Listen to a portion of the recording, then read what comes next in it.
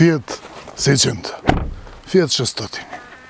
Повторно на тест во Автомедија, но многу нешта се сменети од првиот пат кога 600 беше на тест пред неполна година и пол.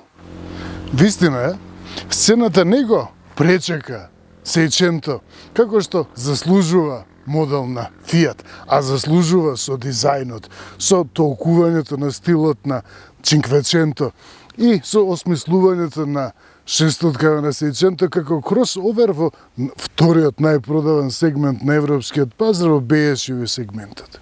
Точно е дека 600 и даде на марката Fiat ново тело, нова форма на телото.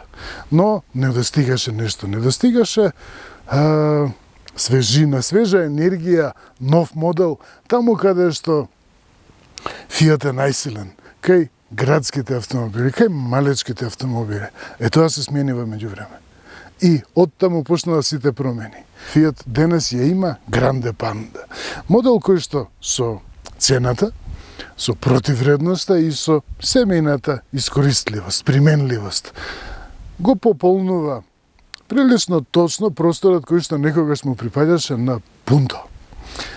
И сцената го прифати и се допаѓа Grande Panda, продажбата врви одлично, кај нас секако еден од најпродаваните автомобили, Fiat, како што и се навестуваше, се врати на местото кое што некогаш му припаѓаше.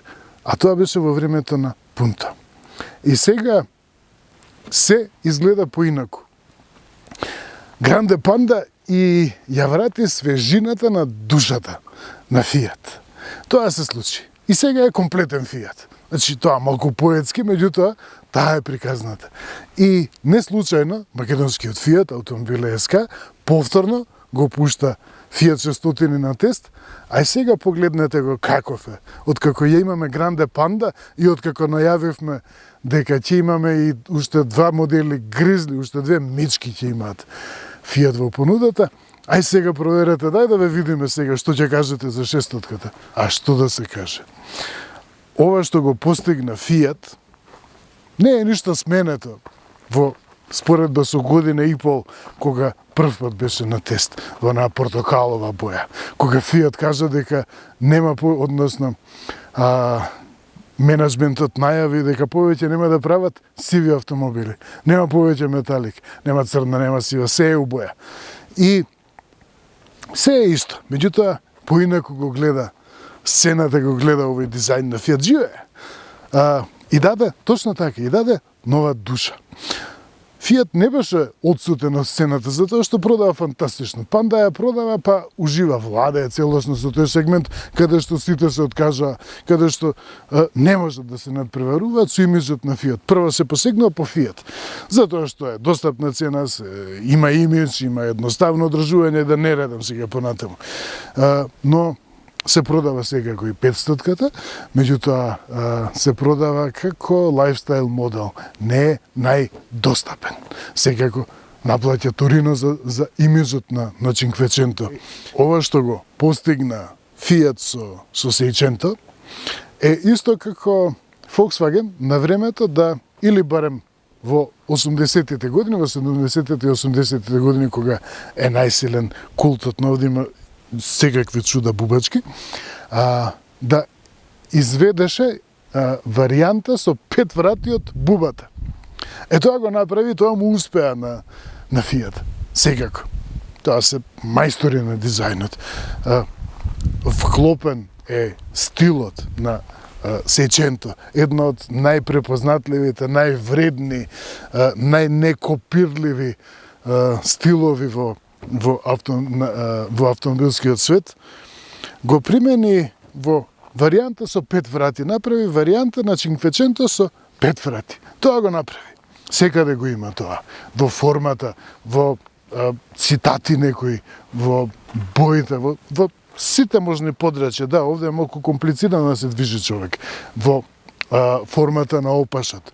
Меѓутоа, тоа не изгледа како едноставна, неинспирирана копија на Cinquecento, туку е сосем засебен модел, кој што го црпи тој стил и го прави собствен. И голема разлика во споредба со првиот тестиран модел. Ова е изведбата Спорт, врвната изведба која што со цената и со отменоста и парира на Ла Прима. Меѓутоа, се што кај Ла Прима е направено да светка, да изгледа отмено, да изгледа аристократски. И тојанците знаат како да го направат тоа, не треба да гледаат од некаде од страна. Тука, за разлика од Ла Прима, е додадена спортска нота, динамична тркачка нота. Фијат има историја, има, така што кога ќе напише спорт, не е тоа приказна без смисла. Бојава е магнет. Значи, ако сакате да уживате во таква улога, сите да ве гледаат, ова е фантастичен, најдобар автомобил. Одвај дека секако не ме гледа, а мене го гледа автомобилот. Меѓутоа, немам забележано одамна, 30 години, немам забележано дека некогаш некој автомобил толку привлекувало внимание. Луѓе го препознаваат Фијат, се загледуваат, го гледаат каков е овој Фијат. Повозрасни генерации, од мене дури повозрасни луѓе, се вртат по форма, по овој дизајн, по овој стил, да го погледнат автомобилот. Меѓутоа, за разлика од други некои дизајни, други некои модели кои што биле скапи, престижни, кои што мрака само неволно го забележуваат луѓе, се муртат. Муртат, условно кажано. Овде луѓе им се допаѓа, ги насмева автомобилот, ги распроложува. И таков е Фијат, впрочем. Тоа го прави. Значи, не треба да ти додаде опрема да направи поголем автомобил. Туку Фијат е Фијат затоа што ти прави расположение, те става во филм, те става во Торино филм. И не се случило некој да не ја спомнал Бојава. Бојава.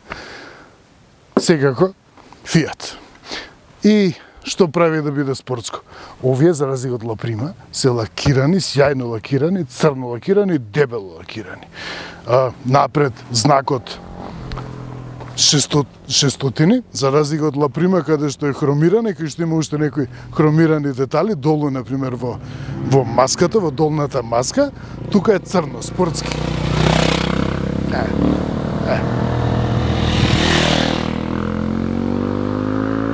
Браво. Уживаат луѓето. И докај значи, тука е направено да биде спортско, да биде црно. Ла Прима долу е во боја на каросерија, има некои хромови и останатите изведби, тука е црно. Црна рамка има, односно црно обрабени се светлата, овие очи практично на Фијат. Црн покрив, да не го запорам, да не го спомнам, иако се гледа нормално. Црн покрив, еве уште еден. Црни рачки на вратите, па дури и стилот е направен во стил на 500-ката. Прагови, лакирани, тркало 18-ки. Има стил. И назад исто. Не е само додадена црна, туку нормално пишува 600, има два издуви, двоен издув, барем две цевки за стил и хибрид. Ова капа, како кај Фијат 500, тоа одушевува и тоа дури е верно пренесено. И секако оваа форма, ова заоблување, ова опаш. И тука има дури овие линии некои. Мора да додадат нешто италијаниве. Италијанска кола се сака од сите страни. Значи, стилот на Cinquecento, на Fiat 500, до сега беше електрична. Малку ја забележавме и таа.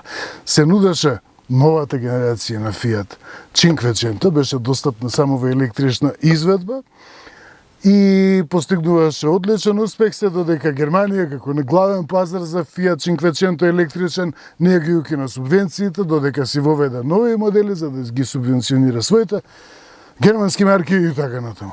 Значи, сега, и тоа е важна приказна, Cinquecento наскоро, верувам дека нема точно прецизирано, меѓутоа, веројатно во текот на летово, ќе се појави и 500-ката, новата 500-ка, во хибридна изведба, Black Hybrid, со 65 конски сили, електрифицирана, значи умерено електрифицирана, со новиот дизајн. Сега, од таа 500-ка, која што малкумина ја видоа, затоа што е електрична и кај нас е без субвенции не интересна, доаѓаат многу детали. Значи, ова е липса, тоа е 500-ката, уште историската 500-ка го има тоа, па дури и 600-ката првата 600-ка, од која што е излезано фиќото 750.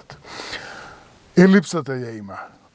Формата, овој топуков, овој круг на Фијат го има, значи историски ги има и тоа што најмногу ми се допаѓа, а тоа што е инспирирана од полета со ракување со преклопни прекинувачи кај 600-ката, односно кај на 750-ка, тоа е ракувањето со програмите за возење. Многу оригинално решено. Во почетокот ме бунеше мене, затоа што обично очекувате да има некоја рачка, па да треба да префрлите напред или нас. И, значи, тука има бирач на програми за возење. Паркирање, рекверс, бла, бла, бла, што се не. Тоа го има. И има многу практичност. Италијанците знаат практичност, овде ми е кафето, нормално. Сега, во Италија нема кафења толкави како од другата страна на Атлантикот, меѓутоа, веројатно италијаните денес, италијанките, пијат некои таму овошни сокови во големи формати, па затоа ова е многу практично изведено тука. Инаку е направено и има тука и преграда, меѓутоа македонскиот Фијат не ги дава демо возилата со таа преграда, затоа што некој ќе си ја присвои, ќе си однесат дома. И значи ова може да биде и затворено. Тука има исто мал простор, не знам зашто е, ајде италијанска работа. Ова е исто конзолата не е пренападна, не е предебела, овој дел меѓу седиштата, дури е стеснета намерно. Има практичен дел и подпирачов за лакти, исто така е, има многу корисна преграда. Значи ќе ве изненади, па тоа е веројатно 80 сантиметри простор во континуитет за одлагање, италијанска работа. Се мести по должина овој подпирач, по висина немаше. Тоа кај германците. Материјалите, да се забележува за материјалите во класа на BSUV модел, тоа е неукост. Значи, тие се материјалите, меѓутоа Фијат нормално се погрижил да им додаде малку стил и не пречи, не изгледа ефтино, не изгледа неприродно облагородено, значи тука во спорт, црно е, нема сиво. Ова е некој дарк хром, некој го нарекува дарк хром, значи така се заменува денес хромот, кој што некогаш беше задолжителен дел. Има убави детајчиња, не ми се допаѓа ова најмногу, ова лепеза. Тоа е малку преземено како марка на Stellantis, чинам дека од некој модел на Peugeot беше од претходна генерација. Или можеби не, од некој... Чинам дека беше некој модел на Peugeot од актуелните генерации, не се сеќавам точно. Ова е од Jeep. И кај Jeep прв пат го видов ова поле тука. Екранов не е преголем, не е премал. Точно за да не ви привлекува, за да не ви одвлекува внимание, за да ја имате Фијат, за да уживате. Има рачки овдека. Обложена е. Меко, единствено е обложено тука подпирачот за лакти. Вративе не се нешто премногу практично вие джебовиве. Нема нешто многу додатоци. Но е пристојно. Просторно. Седиштава како дел од спорт се обложени со микрофибер и со вештачка кожа. Има масажа, електрично местење, мемори. Сега би било премногу, доколку има и агол на седечката површина да се мести, затоа што Торино нагласуваат дека спортски се седиштата, значи се седи за разлика од Ла Прима, каде што имате кожи, некои скапи, кои што личат како во салон некој дома скап. Овде повеќе е црно, спортско изведено, вентилација, нема вентилација па сега. Тоа ќе го има во Гризли. панда па гризли. Италијанска работа. Не е дека не им недостига на луѓева инспирација. Назад колку има простор да видиме, вистина е дека назад немам седнато на тестов. Веројатно нема да се изненадам. Во ред. Има простор за колена. Висока е клупава. Да. Тоа е важно. Не е превисока нешто многу. Овде вие бравиве бунат. Вака сега. Не е шампионка во просторноста. Не дека има премалку простор за глава, што би се очекувало за тоа што се спуштан или покриват. Не, вдлабнато е. Изведени се зајакнување дека што треба. Паметно е направено. Нема стеснетост. Се седи веројатно малку по ниско. Се седи со задникот, не се седи високо. Така е купен овој простор, но не е непријатно. Значи, долга е. Релативно е долга седечкава површина.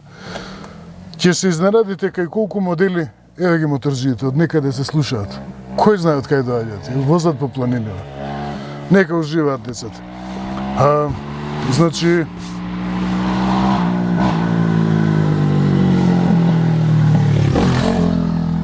кацига, дете. До каде бевме? Помалку простор има од шампионите. Може би од помалку простор има од шампионите. Секако во оваа класа се модели кои што постигнуваат многу во продажбата, кои што се споредливи со големина, така што не секогаш се бара колку е можно повеќе простор назад. Да видиме вака сега. Добро. Пријатно. Многу повеќе простор секако отколку во 500-ката, отколку во Cinquecento. Но би истрпел возење до Охрид без да барам да запре возачката или возачот. Да, малку ме буни отворот, ширината на отворот. Може би мене нешто поради килажата ми е тоа, не, во ред. Во ред. Може би малку е по за такви како мене, малку е по издаден овој некој сантиметар, може би е издаден оваа рамка, овој рап, но е сосем вред. Ми се допаѓа. Има багажник, не е дека нема багажник. За разлика од 500-ката, каде што има 200 литри и голема резерва, тука имате на располагање па близу 400 литри. Тоа е опремата која што не е место сега за сликањето таму, меѓутоа чисто да покажам колку е голем тој простор. И еве ги шампиони, го обложиле ова. Обложено е, значи страниците се обложени, иако не е цврсто ова легната, повеќе е облога нанесена отколку што е покриено со платно, но добро е. Браво. Доволно цврста е полицава, долу има дополнителен простор, ова е дводелен под, па има изведено и за да се придржи во оваа положба, да, убаво изработено. Аху! А ова го нема видено до сега. Значи, тука има простор за, па дури и за полно резервно тркало, во тој случај не би се добила толкава висина, или за помошно резервно тркало, овде е со кит, но и овде имате простор. Ова ми изненади. Не го имав забележано до сега, ме зачуди. Ова е потенка малку облога, но се подпира тука, така што не е страшно. Има инженеринг, италијанците имаат чуда направено, не е дека инженерингот им не им лежи толку добро како на германците. Значи, практично. Единствено што би посакал да има повеќе е да има, сега со една рака екзибиции правам, меѓутоа морам да видам неуреден некогаш. би посакал да има овде мрежичка, но не може да има, затоа што ова е само облога, како што спомнав. Малку простор за сместување дребули, за да не оди се долу, некоја малечка преграда. Тоа е единствено. Овде што има? Овде има нешто, пристап до нешто, да не отварам сега. Поглавието за практичноста поминато со одлична оцена. А како вози Fiat 600, ќе видиме сега. Ова е врвната изведба, значи 1.2 хибрид со 145 конски сили системски, блак хибрид. Стартување на копча, релативно тивко работи моторот. Тоа е познатиот PureTech и специјалноста на Fiat 500, што е пренесено и во 600, тоа е ракувањето со програмите за возење. Толку.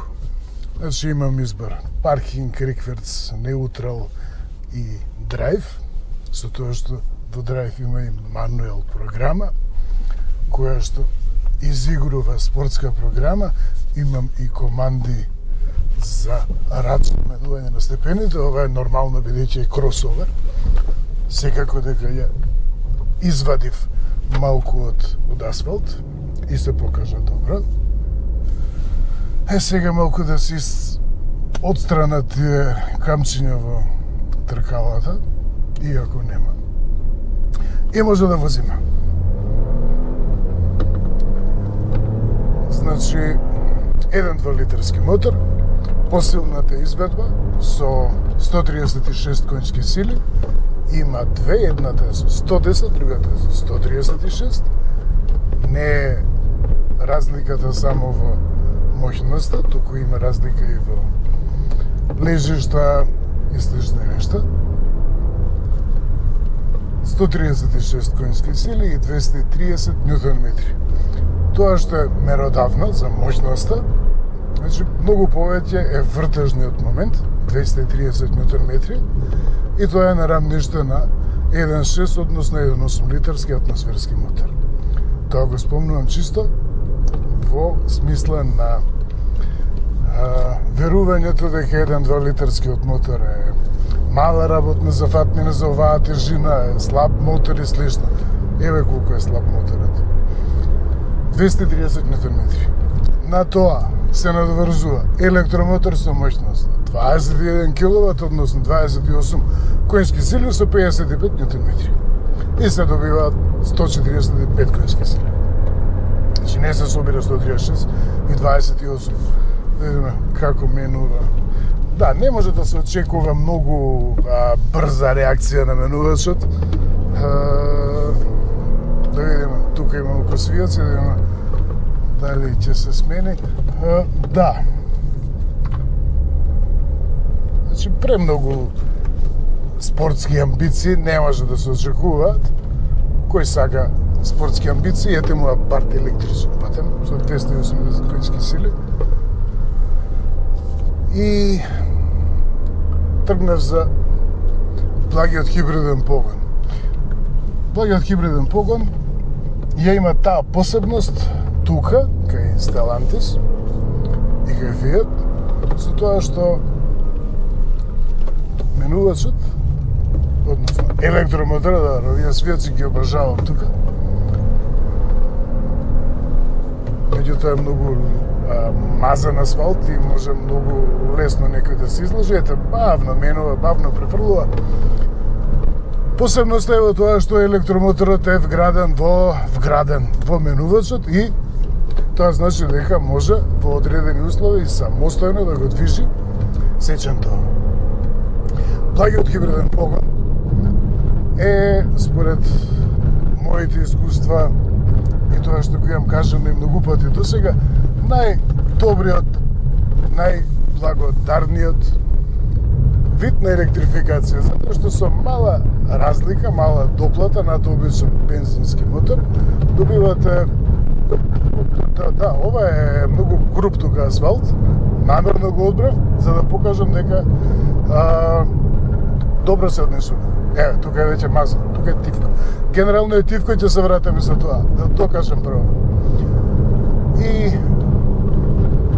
електромоторот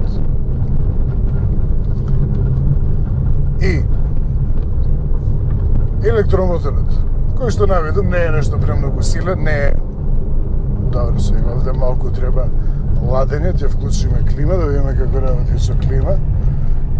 Добро. Нема турбодупка. Со мала разлика во мала топлата, нуди заштеда која што е блиску до полн хибрид, до хибрид на Toyota. И се чувствува, значи, при секој отпуштање на педалата за газ, се врши рекуперација, односно електромоторот работи како генератор и енергијата на залетот ја претвора во електрична енергија која што која што понатаму се акумулира во батеријата и електромоторот има на располагање енергија за следното забрзување, поаѓање, асистенција при одржување на брзината. Значи, плагиот хибриден погон во сите сценарија функционира. И во град, и при поаѓање, секако го нема вообичаеното шкрипење на апендиксот при стартување. Кај старите старт-стоп системи многу луѓе паничат, се разочараа од старт-стоп системот кога го слушаа тоа често стартување. Тука нема, тука е со рем, тука стартува, значи електромоторот го стартува моторот. Затоа што го убав свијак, затоа што е вграден во менувачот. При паркирање, при возење со умерена брзина. Значи, кога ќе постигнете на пат 80, 90, 100 на час, значи спореден пат и рамен пат, мазен пат, нема влијание од надвор, отпори дополнителни, ќе забележите, само во дисплејот ќе забележите, значи не забележливо се вклучува, ќе забележите дека електромоторот се подвклучува од време на време и му помага на бензинецот, значи да ја одржува брзината на возење. И така се постигнува многу добра вредност на потрошувачка на гориво. Јас до сега имам околу 6 литри, без какво било, без добро време е тука за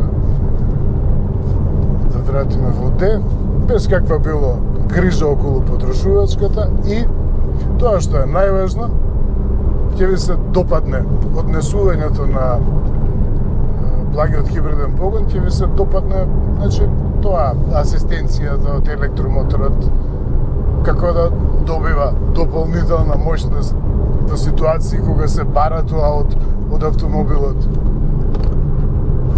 Зуењето од електромоторот при отпуштање на газта и воопшто целото искуство при возењето на плагиот хибриден погон е добро. Fiat 600 и навистина се е смената. Марката Fiat си ја врати својата вистинска големина, меѓутоа со Grande Panda. Сцената се присети на тоа што навистина значи Fiatот како се врати Fiat Grande Panda. И сега Fiat Grande Panda го гради имиджот за Fiat Seicento. Grande Panda, успехот, погоденоста на дизајнот, цената, традицијата, името кое што го има Grande Panda, ќе го продава Seicento. И тоа е се смената. И навистина, сега кога втор пат е на тест Seicento во Automedia, се потврдуваат вистинските вредности на Seicento, 600-ката. Во поглед на мерливите вредности, значи на димензиите, моќноста, големината на багажникот, потрошувачката, забрзување перформанси, не отстапува од тоа што се очекува од модел од BSUV сегментот, од кросоверот. Меѓутоа, тоа што прави Seicento да биде Fiat е стилот. И предходно, Fiat имаше модел блиску до Seicento, славниот 500X со стилски кој што стилски се раководеше според 500-ката, според Cinquecento, меѓутоа беше во повисок сегмент, беше поскап. Овој е подостапен, има слична големина, но со стилот го следи пак, многу поверно го следи денешниот Cinquecento, сегашната генерација на 500-ка. И точно Seicento го најавува и следното големо поглавје на Fiat по Grande Panda и по второто запознавање со Seicento, а тоа е 500-ката, која што досега се нудеше само во електрична изведба и за многу пазари беше неинтересна, тоа значи и за нашиот пазар. Сега е достапна и во бензински изведба со рачен менувач и со многу подостапна цена. Тоа ќе биде следно поглавје, меѓутоа Fiat добре дојде назад.